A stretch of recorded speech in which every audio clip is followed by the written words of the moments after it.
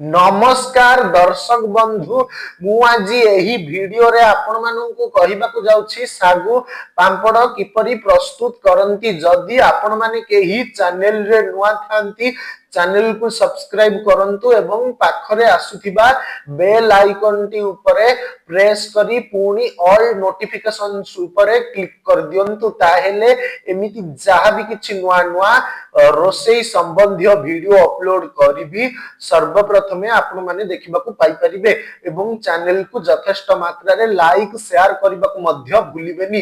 ताहेले चलंतु देखिनबा सागु पांपड़ किपरि प्रस्तुत करंती एवं एथिपई कोन कोन सामग्री प्रथमे नेबाकू हुए।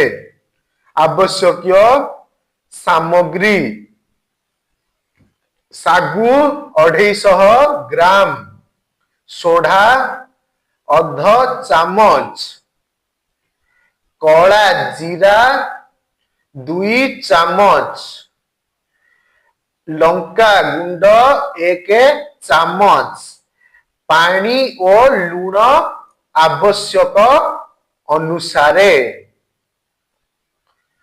प्रस्तुति प्रणाली सागु को गुंड करी दियंतु, पानी गरम करी सागु गुंड मिसाई फुटांतु, सेथिरे लूण, कला जीरा और लंका गुंड पकाई बहलिया होई गले सोढ़ा मिसाई दियंतु।